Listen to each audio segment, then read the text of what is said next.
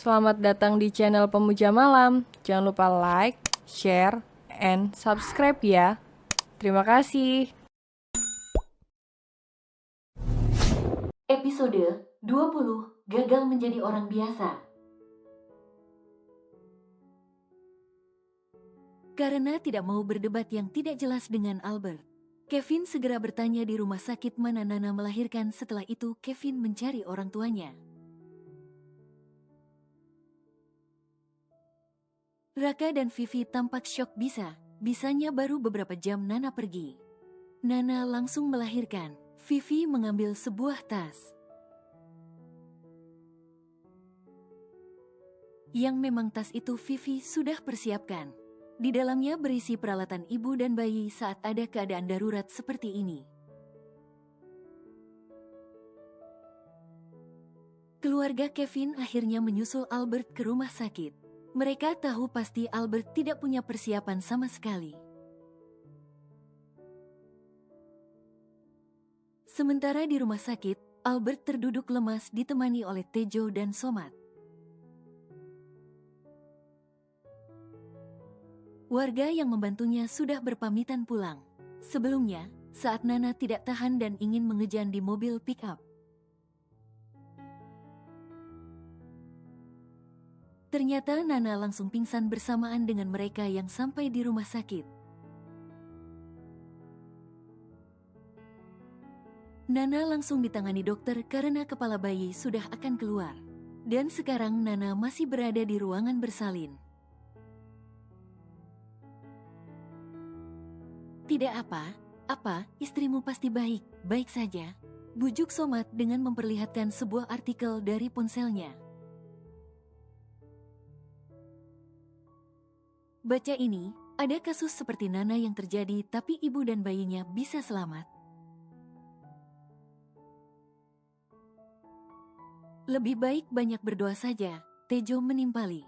Beberapa menit kemudian, dokter keluar dari ruangan bersalin dan mencari suami pasien.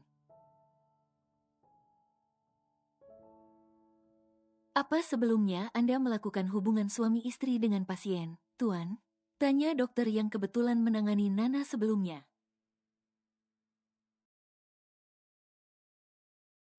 Iya dok, jawab Albert terbata. Kan sudah saya ingatkan sebelumnya pasien butuh bedres. Ucap dokter itu dengan menghela nafasnya panjang. Untung pasien dibawa tepat waktu. Karena bayi lahir prematur sekarang masih di inkubator dan ibu dari bayi masih belum sadarkan diri. Sebelumnya ibu bayi sempat sadar dan mengeluarkan sisa tenaganya untuk mengejan. Setelah bayi keluar dia kembali tak sadarkan diri. Pasien akan terus kami pantau. Terima kasih banyak, dok, jawab Albert dengan berkaca-kaca. Nana dipindahkan ke ruangan rawat inap. Albert meminta bayinya juga ikut ke sana walaupun masih dalam inkubator. Nana menempati salah satu ruangan VVIP di rumah sakit itu. Albert terus menciumi wajah Nana yang tampak pucat. Bangun, maafin abang ya, yang tidak bisa menahan diri untuk melakukan serangan kapiten. Dan tak lama keluarga Kevin datang.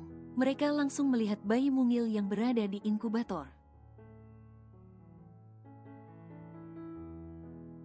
Lucu dan menggemaskan, ucap Vivi melihat baby bumi di dalam sana.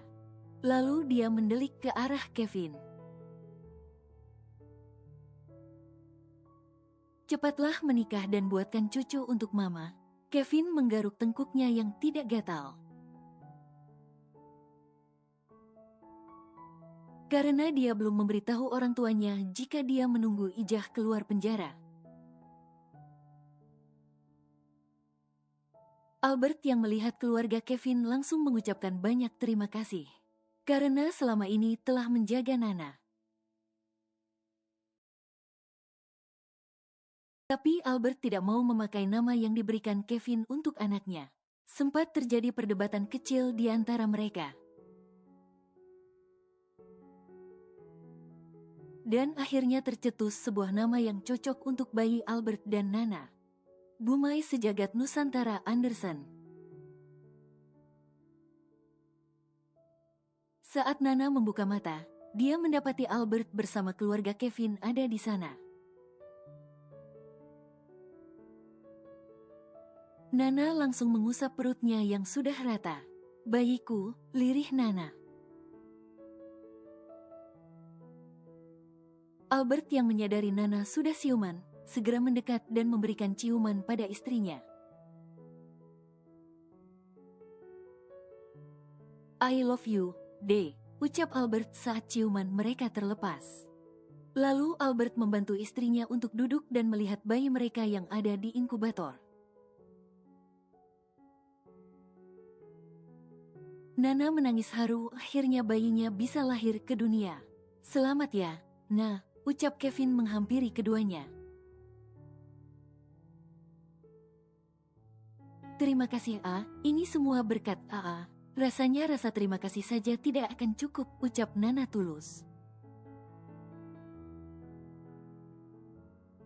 "Aku anggap hutang 5 meter lunas." Keduanya tertawa bersama sampai kedua orang tua Kevin juga memberi selamat.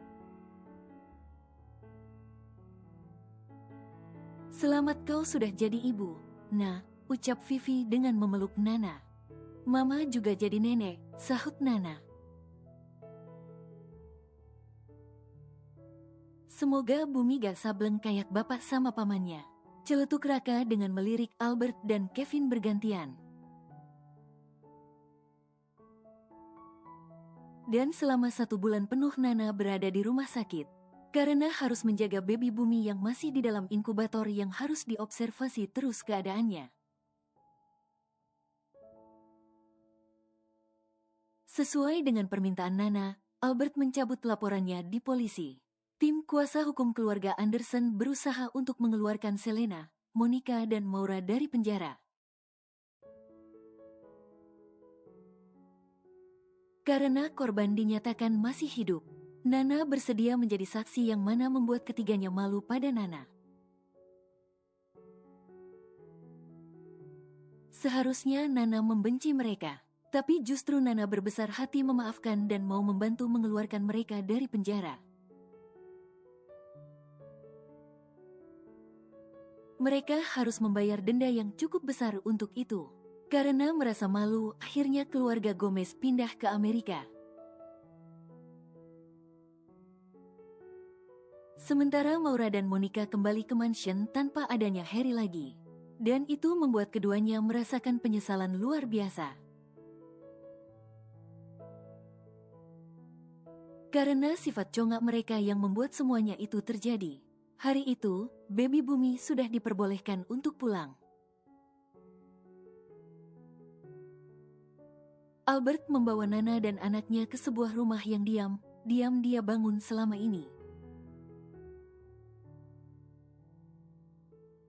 Sebuah rumah minimalis, Albert memang sudah membuat rencana hidup barunya. Dia akan melepas jabatannya dan akan membuat outlet tempe orek. Di mana Tejo dan Somat akan membantunya. "Apa kau menyukainya, Deh?" tanya Albert pada istrinya saat mereka sampai di rumah yang dituju. "Aku menyukainya, Bang," sahut Nana yang menggendong baby bumi. Mereka masuk ke dalam dengan Albert yang mengambil alih baby bumi dari gendongan istrinya. "Kau lihat saja rumah baru kita, Deh. Apa aja yang kurang katakan saja," ucap Albert kemudian. Setelah itu, Albert membawa baby bumi ke belakang rumah. Di sana ada sebuah taman kecil dan Albert mulai menimang bayinya. Begitulah Albert menimang bayinya dengan lagu Mama Yukero. Sampai Nana berteriak memanggil suaminya dengan membawa gayung dan mendekati mereka. "Kenapa, Deh?" Nana memperlihatkan gayung yang dipegangnya. Ini kenapa gayungnya pecah semua? Iya, itu emang sengaja abang pecah semua gayungnya, deh, jawab Albert santai. Kenapa dipecah? Tanya Nana semakin keheranan. Biar kita mandinya berasa kayak uji adrenalin. Keren loh deh gayungnya, kalau bocor kita jadi pengen cepet mandinya. Keluarga Kevin mendatangi kediaman Nana yang baru. Karena mereka diundang ke pesta kecilan keluarga Albert dan Nana. Mereka kini sudah mendaftarkan pernikahan mereka, dan sekarang mereka tengah merayakan semua itu. Ciluk bah, ucap Kevin saat bermain dengan baby Bumi. Kevin meniup perut bayi mumil itu dengan gemas membuat baby Bumi tertawa kegelian. Sudah cocok jadi bapak tuh, tegur Albert. Heleh, cocok apanya? Tontonannya itu loh, Dora. Coba lebih berkelas gitu kek, timpal Raka. Mendengar itu, tentu saja membuat Kevin tidak terima. Sekarang nonton TTS kok. Coba tebak, Pak Tani menanam padi di tanda tanya petik 2. Raka langsung mendengus kasar. Kalau orang waras jawabannya pasti sawah, tapi karena kau agak pasti jawabannya lain. Pasti jawabannya tanah kan juga sawah, sela Albert dengan mode pintarnya. Kevin menggeleng, salah jawabannya itu bawah, kan gak mungkin nanam padi ke atas. Yang mana membuat Raka menepuk pundak anaknya itu. Ini anak gak bisa dewasa. Ampun, Bumi lindungi paman gantengmu ini, ucap Kevin dengan menggendong baby Bumi untuk menjadi tameng untuknya. Sementara Nana dan Vivi yang melihat itu hanya bisa terkekeh. Melihat para pria yang kelakuannya 11-12.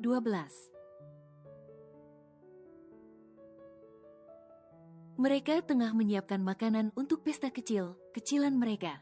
Tak lama bel rumah berbunyi, Nana pikir itu adalah Tejo dan Somat yang datang. Ma, aku mau buka pintu dulu, pamit Nana berlalu ke pintu depan. Dan alangkah terkejutnya saat membuka pintu ternyata yang datang adalah Maura dan Monica. Dan keduanya langsung bersimpuh di depan Nana dengan menangis tanda penyesalan yang sangat dalam. Aku tahu, aku tidak pantas untuk ada di sini. Tapi aku benar ingin minta maaf, Nah. Aku sangat menyesalinya, ucap Monica dengan isak tangisnya. Momi juga minta maaf karena telah berusaha mencelakaimu dan cucuku sendiri, tambah Maura. Nana langsung menarik tangan mereka agar berdiri. Nana sudah memaafkan kakak ipar dan Momi mertua. Jadi kalian tidak perlu merasa bersalah. Semoga setelah kejadian ini ada banyak hikmah yang bisa diambil, ucap Nana bijak. Yang mana justru membuat keduanya semakin menyesal. Karena sebelumnya menolak Nana yang hatinya bagai malaikat. Ayo kita masuk ke dalam, ajak Nana. Kevin yang melihat Monica datang, langsung menghampiri wanita dewasa itu.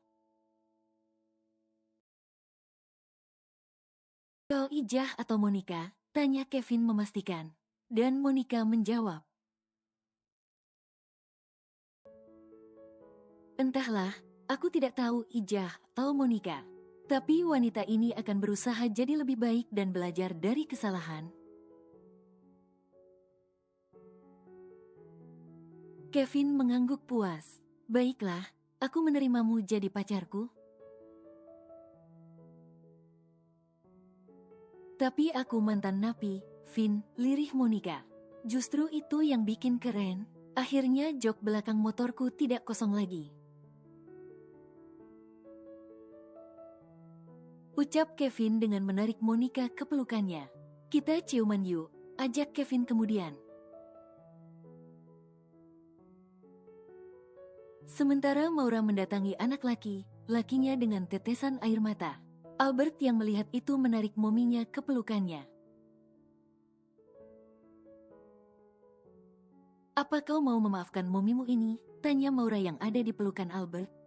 Always, sahut Albert singkat jelas padat.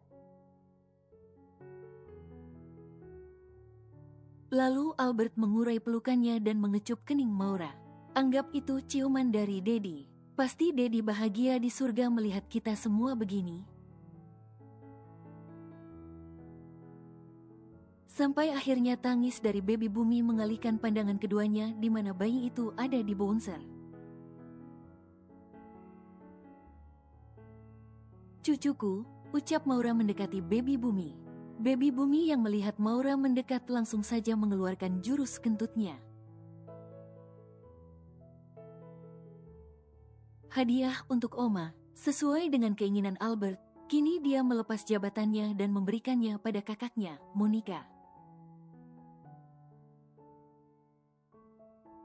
Albert ditemani oleh Tejo dan Somat membuat outlet tempe orek, yang tentu saja resepnya mereka pelajari dari Nana.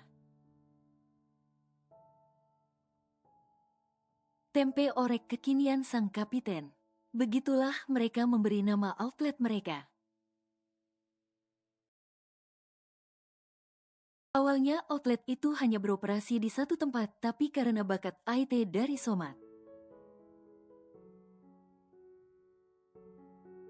akhirnya tempat itu mampu berkembang dengan pesat. Karena Somat membuat iklan dan juga mengunggah testimoni pembeli.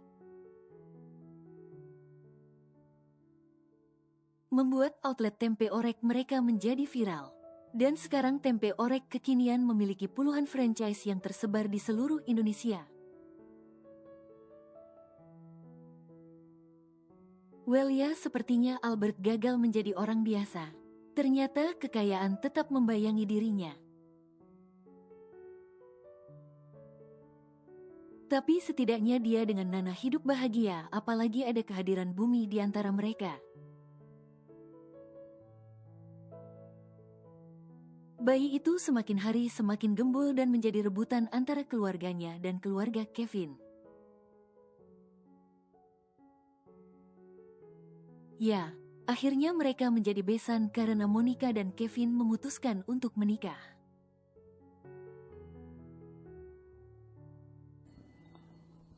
Bersambung.